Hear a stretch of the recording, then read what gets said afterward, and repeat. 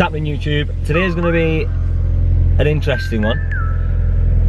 Potentially a very disastrous one. The MX-5 needs a new clutch. It started slipping really badly. I've ordered it, but it's not going to be here till Monday. It's now Saturday. That is what I was going to be doing today, but obviously that fell through, it can't be done. So instead, I've decided to take a 4-hour round trip with a clutch that's hanging on. We're going to go and see Jack JC, and we're going to do some work on his E36. He's also building a crazy S14 drift car. If you don't know who he is, I've put all his links down in the description. Definitely check him out because his S14 is going to be ridiculous.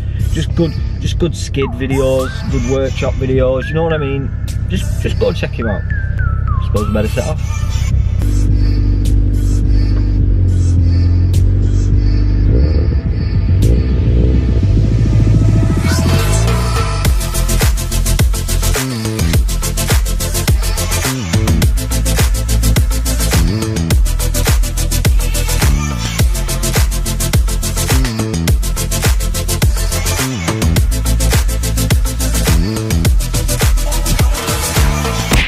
So we made it to Jack's. The clutch were fine. Happy days, halfway there. We'll see if I get home again. Where's Jack? Hello. Jack's very busy at the minute, doing engine stuff. Yeah, trying. Well, I'm breaking it as well. As you'll see here. I believe that's the vacuum for the brake servo. I've snapped it. It's not good, is it? This is the E36. The daily. Although it's not been dailied in a while, it's just been sat up here waiting for the engine to be moved. Because I've been moving into a new house. So like, yeah, it's just been sat here waiting for me to take the engine. And I did it today, and I broke a load of stuff, so it's probably going to be even longer now. But, yeah, it's getting replaced with that one over there, which is an M52B25. So it's like a 323 engine apparently, so I don't know. I know nothing about BMWs. So this is all pretty much ready to go in. It just needs a few little bits taken off that engine, and then it's going in. And the plan for the E36, you're selling it, aren't you? I will be, yeah, because it's going to fund this. Oh, what is this? It's, as you can see, it's been here a while. Yeah, this is my S14 that started probably about a year ago now. No, over a year ago. It's about 18 months, nearly 2 years actually. It was a perfectly good road going car when I first got it, but then after about 3 drift days, I figured out that there was quite a bit wrong with it, and yeah, basically started stripping it, and it just got further and further into it, and now it's just a shell. It's, yeah, missing bits like chassis rails and stuff, so the plan is to get it road legal again. So it needs to be right for the road, so having the chassis rails replaced and everything like that, so that it's not rotten and full of holes and dents like down there, where some pillock jacked it up on the fucking chassis. So yeah, the plan is to rebuild it for competition, but also for the road, and so that it's nice and fresh and new, and it's not going to rot to bits, basically. Yeah, it's a very, very long process. I'd love to do something like this. You wouldn't. It's horrible. It's just being able to take time, and just you don't have to worry about getting work in it. Yeah. It's also the fact that you wanna just use it as well. So like, I wanted this to be ready for New Year's Eve drifting at Teesside, but there's no chance of that happening. Every time you come and work on it, you're like, I need to get it done, but then you lose motivation, and you're always up and down with it. It's never. Yeah, I know. I can see how it'd be frustrating, but just imagine that day when it's finished and you're looking at it. That'd be a good day. As I said, all the links for Jack's stuff are going to be down in the description. Definitely. I mean, seriously, just go and have a look. It's mad. It's been completely stripped. There's nothing going back in it apart from like a made dash and 2 bucket seats really. It's going to be have enough in there to make it road legal and nice for the road. Like, there's going to be no heating in it, so you'd have to wear a coat. There's probably going to be no windows. Well, there will be windows, but you won't be able to open them or anything. So yeah, it can be a bit of a pain, but it's going to be full race car. That's the plan for it. That'd be mad. Yeah, but it is going to be a full competition car, so it needs to be right. So this is Jack's playground. Look at this.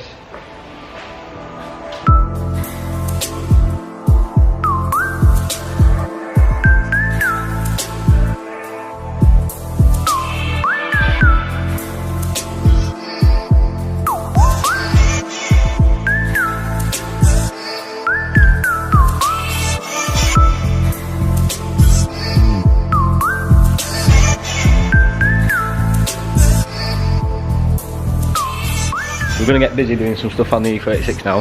He's a very brave man, by the way, Jack. Letting these disclaimer, I'm like an amateur. Alright, I don't know what I'm doing. So, you're a brave man for letting me loose on this, but we're going to get busy.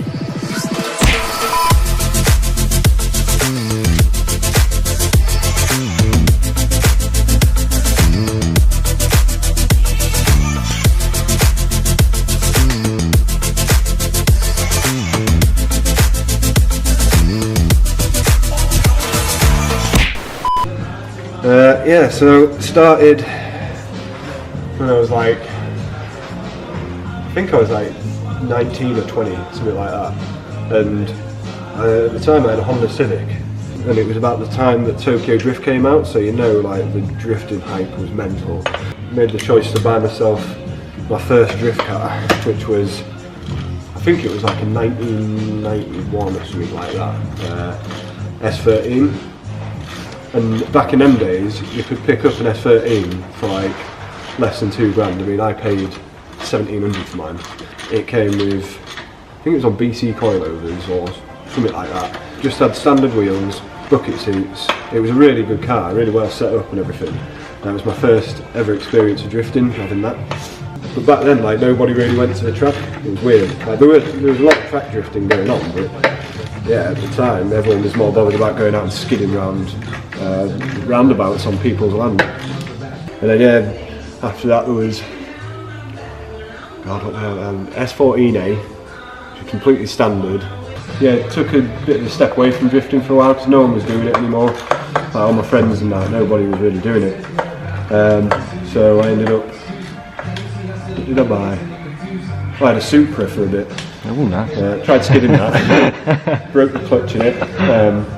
Was going to turbo it, but ended up not. I just gave up on it and sold it. And that brought me to buying my third S chassis, which was a yellow PS13, which it is quite well known, or it was quite well known in the UK at one point. And I was too scared to drift that, so I ended up selling that, got an S14A, which was about 400 horsepower, and it was an amazing car, really good for drifting. But I wanted to start doing a bit more competing in that, and the only way to do it was you'd have to have, because you're risking it at the track, you'd have to have a tow car and a trailer and everything like that. So I sold my S14A and bought this. But yeah, that was pretty much how it all started. It was Tokyo Drift that did it, so don't watch Tokyo Drift because it'll ruin your life.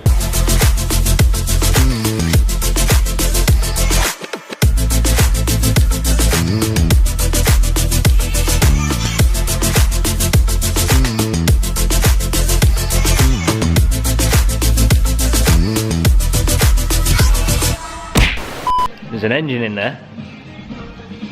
That was fun. I thought it went pretty well. As far as engine swaps go, it went pretty well. We did good. That was the first time like I've ever, I'll say assisted, I won't say I did it. First time I assisted putting an engine into a car. Well, I wouldn't have been able to do it without you, so cheers. Well, it was funny, at one point I was like, this ain't going in here. No chance. He's lying to me. I know. You had me thinking, I was like, oh, have I missed something? You're on your own with all this stuff. I don't want to do it. I might just get Freddie to do it when he gets back later. While I'm fabricating an exhaust. That's the fun stuff. Right, so we're going to call it a day there. Well, I am. Jack's got to clean up. Because I'm not nice enough to stay and clean up. We've got the drive back. I'm hungry, I want some food. I also need to find a charger from somewhere because my phone's dead. I'm 2 hours away from home and I don't know how to get home. so that's going to be a fun little adventure. Jack said as well he's going to take me skidding, so we're going to go skidding. One day. One day. One day. If this doesn't sell, and there's a drift day coming up, we'll go to a drift day.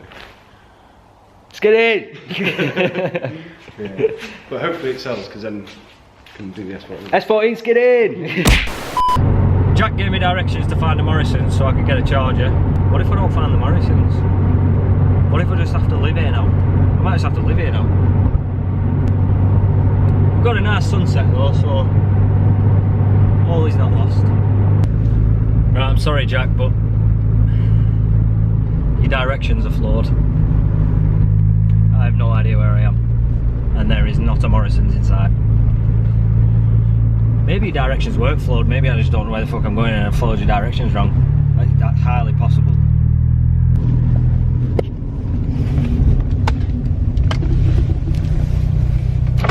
Excuse me, do you know if there's a Morrisons near here? There is, mate, yeah. Turn back round. Yeah. First left at the roundabout. Right. And follow the road, just literally stay on the road. Right. You'll go over a few little roundabouts, just one main road, maybe a mile or so, and it'll be on the right hand side. Perfect. Right, Cheers, thank you very much.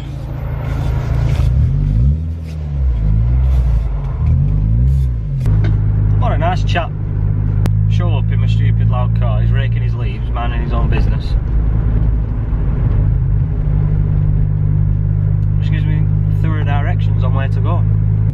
We've got it. We've got it. Watch him not have fucking charges now. I'll do it. Do it.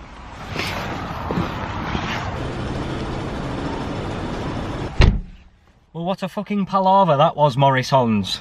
After trailing round the supermarket, and then asked someone, and they said, yeah, they'll be in the petrol station across the road. Alright, but I've got one now. That's what matters, I've got one now. So I can finally, so I can get home.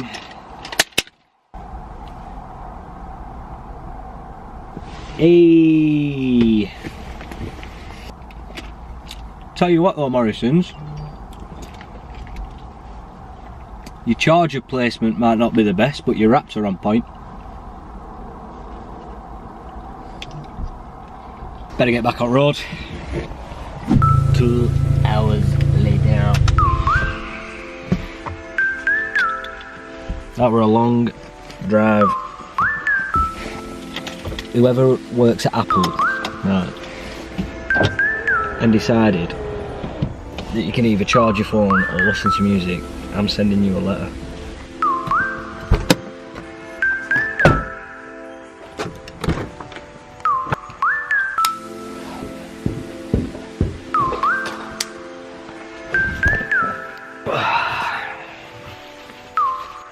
I won't have to start editing this video. I probably will.